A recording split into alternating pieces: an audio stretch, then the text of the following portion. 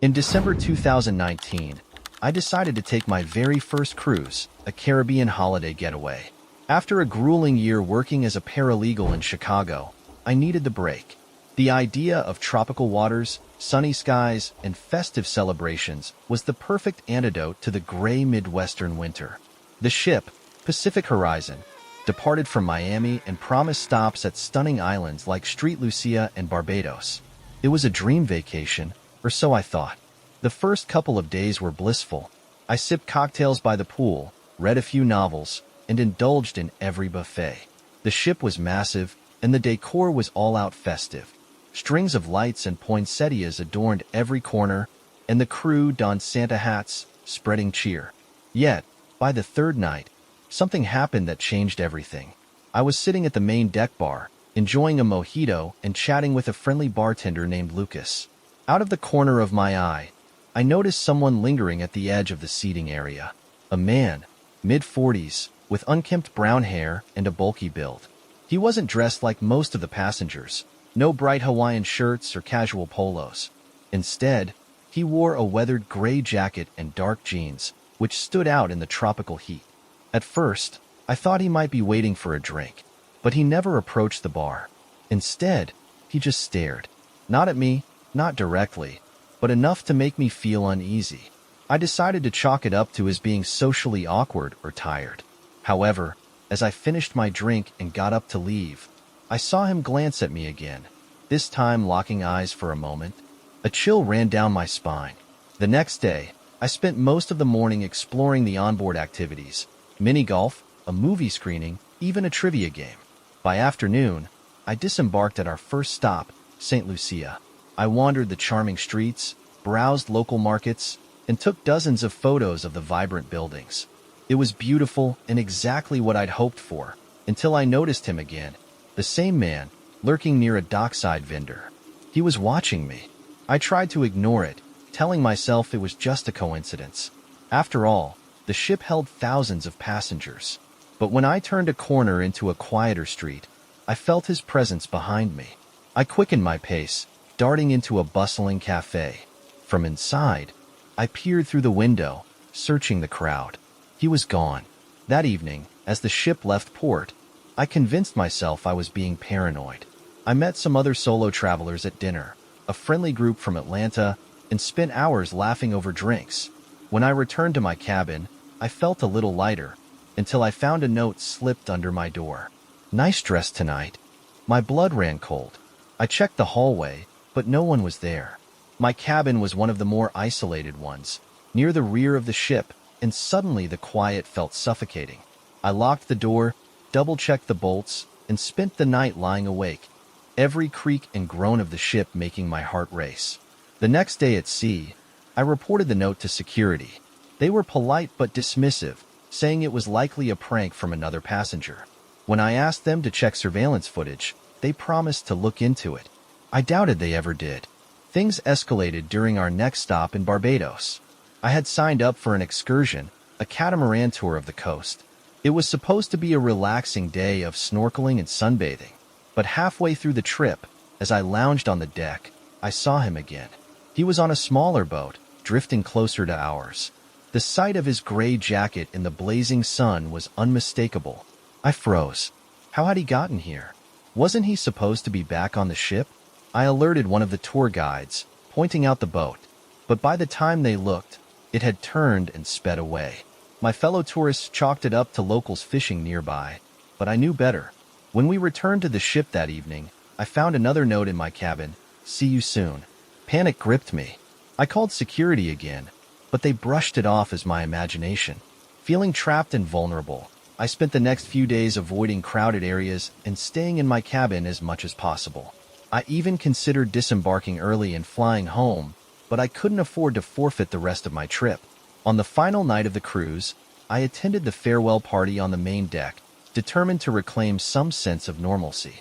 The atmosphere was lively, with a live band playing Christmas classics and passengers dancing under strings of lights. For a moment, I almost felt safe. Then, as I turned to grab a drink from the bar, I saw him. He was on the upper deck, partially obscured by shadows, staring down at me. My stomach dropped. Before I could react, the lights flickered, plunging the ship into temporary darkness. When they came back on, he was gone. I reported the incident to the captain that night, insisting they check the upper deck. But when they did, there was no sign of him. The next morning, as the ship docked back in Miami, I practically ran off, grateful to be back on solid ground. But the story didn't end there. A week after returning home, I received a package with no return address. Inside was a single Polaroid photo of me, standing on the deck of the ship, completely unaware. In November 2022, my friends and I decided to book a cruise to celebrate the holidays in style. It was a spur-of-the-moment decision after seeing an irresistible deal for a 6-day journey to the Mexican Riviera. We were all in our late 20s, looking to break free from the monotony of office jobs in Minneapolis. The ship, the Aurora Majesty, was massive and luxurious, a floating city with pools, clubs, and endless entertainment. The first few days were perfect. We enjoyed the tropical ports, danced late into the night at the onboard nightclub, and even hit up a comedy show. By the fourth day, we were docked at a small, less touristy port town in Mexico. It had a rustic charm with cobblestone streets, vibrant markets, and a serene beach. However, we quickly realized it wasn't as bustling as the previous stops. In fact, the area seemed eerily quiet.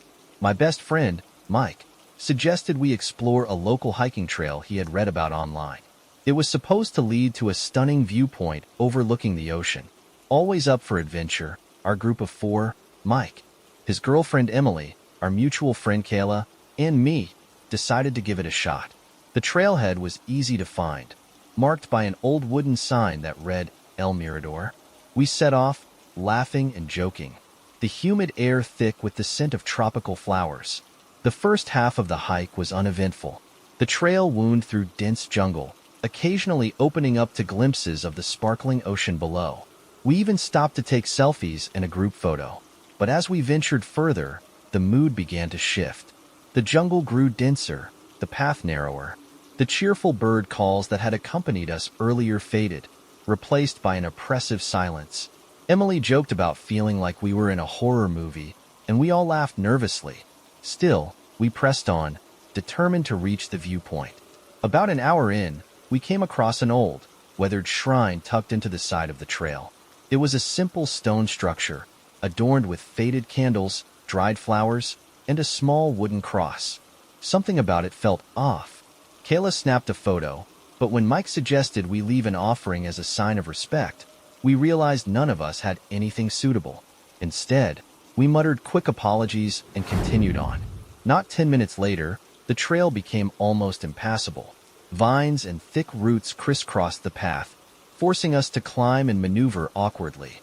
I tripped at one point, scraping my knee on a jagged rock. That's when we noticed the footprints. They were faint, barely visible in the dirt, but they were there. They didn't belong to us, too large for any of our feet, and barefoot. At first, we thought they might belong to a local, but the realization that someone else was out here, barefoot, in the middle of nowhere, unnerved us. Maybe we should head back, Kayla suggested, her voice tight. Mike, always the stubborn one, insisted we were close to the top. Just a little further, he said, then we'll turn around. Reluctantly, we followed. But the further we went, the more it felt like we weren't alone. The air felt heavy, the silence oppressive. I could have sworn I heard faint rustling in the underbrush, but every time I turned, there was nothing there. Emily clung to Mike's arm, whispering that we should turn back. Finally, we reached a clearing. The viewpoint stretched out before us, a breathtaking panorama of the ocean framed by jagged cliffs. For a moment, the beauty of the scene made us forget our unease. We posed for pictures, laughing and enjoying the view. But as Kayla reviewed her photos, her face went pale. "What the hell is that?" she whispered. She showed us her phone. In the corner of one of the photos, partially obscured by a tree, was a figure. It was blurry but unmistakably human. A man, shirtless, his skin pale against the dark jungle. He was standing just a few feet behind us. We spun around, scanning the clearing, but there was no one there. Our laughter stopped, replaced by a palpable tension. Without a word, we began our descent, moving quickly but carefully. Every sound, every shadow, felt like a threat. Halfway down, we heard it. Footsteps, heavy and deliberate, following us. When we stopped, they stopped. Mike, trying to be brave, shouted into the jungle, "Who's there?" His voice echoed, but there was no reply. We picked up our pace, practically jogging now. The trail, which had felt so short on the way up, seemed to stretch endlessly. The shrine appeared again, its weathered offerings now looking more sinister than sacred. As we passed, I could have sworn I saw movement, a shadow slipping into the trees, but when I looked again, it was gone. By the time we reached the trailhead, we were out of breath and drenched in sweat. The safety of the small town felt like salvation. We hurried back to the ship, not speaking of what had happened. That night, as we sailed away from the port, I couldn't shake the feeling that we'd been followed. The next morning, Kayla showed us her phone again. She had taken a few photos of the shrine on the way down, trying to capture its eerie atmosphere. In one of the images, you could see the same figure, standing just behind the cross. December 2023 was supposed to be the perfect end to a challenging year. My boyfriend, Scott, and I booked a long overdue vacation on a luxury cruise ship, the Celestial Horizon, to ring in the new year. It was our first big trip together after months of working nonstop in Boston. The itinerary was exciting. 8 days cruising through the Caribbean, visiting sun-soaked islands, and enjoying the endless amenities on board. The first few days were a dream. We lounged by the pool, feasted on gourmet meals, and danced under the stars on the open deck. The passengers were a mix of families, retirees, and couples like us. Everyone seemed friendly, but there was one man who stood out. He was always alone, lurking in the corners of public spaces, wearing a faded baseball cap pulled low over his face. His presence wasn't exactly threatening, but it was unsettling. Scott, ever the optimist, shrugged it off. "It's probably just some guy who prefers his own company," he said. I tried to let it go, but every time I saw him, I felt a chill. Whether we were by the pool, in the buffet line, or even playing mini-golf on the top deck, he was always nearby, watching. On the fourth night, the ship held a formal New Year's Eve gala in the Grand Ballroom. Scott and I dressed to the nines, excited to celebrate in style. The ballroom was dazzling, with sparkling chandeliers, a live orchestra, and passengers sipping champagne in their finest attire. For a while, I forgot about the strange man as we danced and laughed with new friends. As the countdown to midnight began, the room filled with cheers and excitement. Scott pulled me close, and we kissed as the clock struck 12. It was magical, the kind of moment you see in movies. But as I glanced around the room, my eyes landed on him. He was standing near the exit, his cap still pulled low, but his eyes fixed directly on me. I whispered to Scott, telling him I needed a breath of fresh air. The crowd and noise were starting to feel suffocating, and I wanted to clear my head. Scott offered to come with me, but I assured him I'd only be gone a minute. I made my way to the observation deck, the cool night air a welcome relief from the heat of the ballroom. The deck was nearly empty, save for a couple leaning against the railing far down the ship. I leaned on the edge, staring out at the endless dark ocean, the waves glittering under the moonlight. It was peaceful, the perfect escape from the noise and chaos inside. But then, I heard footsteps. They were slow, deliberate, and getting closer. I turned, expecting to see another passenger, but my stomach dropped when I saw him, the man with the baseball cap. He was standing a few feet away, his hands in his jacket pockets. He didn't say anything, just stared at me with an intensity that made my skin crawl. "Can I help you?" I asked, trying to keep my voice steady. He tilted his head slightly, as if amused by my question. "You shouldn't be out here alone," he said, his voice low and gravelly. I took a step back, gripping the railing. "I'm fine, thanks." He took a step closer. "You remind me of someone," he said, his tone strange, almost wistful. "Someone I lost." I wanted to run, but I felt frozen in place. "I think you should leave," I managed to say, my voice shaking. He didn't move. Instead, he pulled something from his jacket, a small, weathered photo. He held it out, but I didn't dare take it. "You look just like her," he murmured. The sound of a door opening broke the tension. Another passenger stepped onto the deck, and the man quickly shoved the photo back into his pocket. Without another word, he turned and walked away, disappearing into the shadows. Shaken, I hurried back to the ballroom, finding Scott and pulling him close. I told him what had happened, and he immediately alerted security. They promised to look into it, but I wasn't sure they took me seriously. After all, the man hadn't technically done anything wrong. For the rest of the trip, I couldn't relax. I avoided being alone, sticking close to Scott or staying in crowded areas. But no matter where we went, I felt like I was being watched. I saw the man a few more times, always lurking in the background, but he never approached me again. On the final night of the cruise, Scott and I were packing our bags in our cabin when there was a knock at the door. I froze, my heart racing. Scott opened the door, revealing a member of the crew. "Miss, someone left this for you," he said, handing me a small envelope. Inside was the photo. It was old and faded, showing a young woman who did look eerily like me. On the back, scrawled in shaky handwriting, were the words, "I'm sorry. She's gone." We never saw him again. When we disembarked the next morning, I felt an overwhelming sense of relief to be back on solid ground. But I couldn't shake the feeling that, wherever he wasn't finished watching me. It was the summer of 2022, and Emily, her boyfriend Brian, and their two friends, Rachel and Tom, had booked a cruise that promised 5 days of relaxation and fun. The itinerary included stops at tropical islands, live entertainment, and late-night parties. It sounded like a dream getaway, and they had been counting down the days for months. Emily had always been wary of the ocean. Something about the deep, endless water unsettled her, but her friends had convinced her this would be a once-in-a-lifetime experience. The first couple of days went smoothly. They indulged in cocktails by the pool, danced at the ship's nightclub, and enjoyed the onboard amenities. Emily had even started to feel more at ease, convincing herself that her fears were irrational.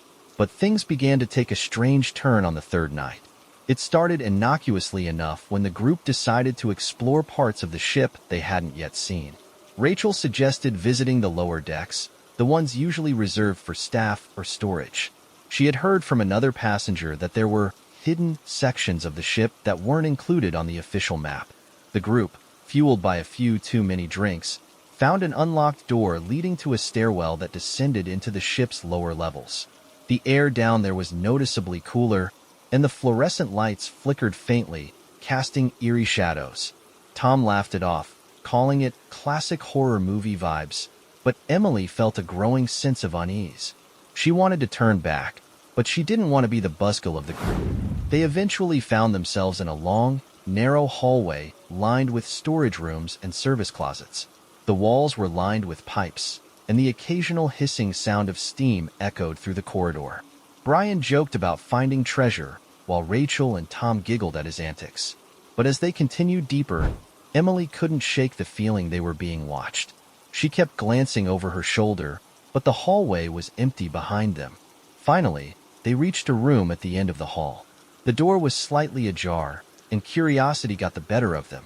Inside, they found an odd assortment of items: old life vests, tattered uniforms, and what looked like personal belongings. There were photos, wallets, and even a journal, all of which appeared to have been left there for years. Emily hesitated as Brian picked up the journal and began flipping through it. The entries were written in a hurried, shaky hand and described strange occurrences: objects moving on their own, footsteps in empty hallways, and the sensation of being followed. Rachel laughed nervously. "Okay, who's the prankster? This has to be some kind of joke, right?" But Emily was not amused. The entries seemed too detailed to be fake, and the last one ended abruptly with the words, "I can't stay down here anymore. Something is in the walls." Suddenly, a loud bang echoed from somewhere in the hallway, causing the group to jump. Emily grabbed Brian's arm, her heart pounding in her chest. Tom tried to laugh it off, suggesting it was just a maintenance worker, but his voice wavered. Another noise followed, this time closer, a scraping sound, as if something sharp was dragging along the metal walls. "We need to get out of here," Emily whispered, her voice trembling. Brian nodded, stuffing the journal into his backpack and they hurried back the way they came. The hallway seemed longer now, and the flickering lights cast unsettling shapes on the walls. As they turned a corner, Emily swore she saw a shadow dart across the hallway ahead of them. She froze, her breath caught in her throat. "Did you see that?" she whispered. Brian shook his head, but Rachel and Tom both nodded, their faces pale. "Let's go," Rachel muttered. Grabbing Tom's hand, they broke into a jog, their footsteps echoing loudly. The air seemed heavier, and Emily felt a cold sweat on her back. The scraping sound returned, louder this time, and it seemed to be coming from behind them. Brian looked over his shoulder and cursed under his breath. Emily didn't dare turn around. She just focused on running. When they finally reached the stairwell, the door slammed shut behind them as if pushed by an unseen force. Rachel screamed, and Tom struggled to pull the door open, but it wouldn't budge. They hurried up the stairs, not stopping until they were back on the main deck. The warm night air hit Emily's face, but it did little to calm her nerves. "Did anyone else hear that?" Brian asked, his voice shaking. No one answered. They didn't want to acknowledge what had just happened. Instead, they agreed to head back to their rooms and forget about the whole thing. But Emily couldn't sleep that night. She kept hearing faint scratching noises coming from the walls, and every time she closed her eyes, she saw the shadow darting across the hallway. The next morning, Brian told her the journal was missing. He had left it on the nightstand, but when he woke up, it was gone. They asked the cleaning staff, but no one had seen it. Emily felt a chill run down her spine. She wanted to believe it had just been misplaced, but deep down, she knew that wasn't the case. The rest of the trip passed uneventfully, but the group never ventured to the lower decks again. When they disembarked at the end of the cruise, Emily felt an overwhelming sense of relief. She wanted to put the experience behind her, but she couldn't shake the feeling that they had disturbed something that wasn't meant to be found.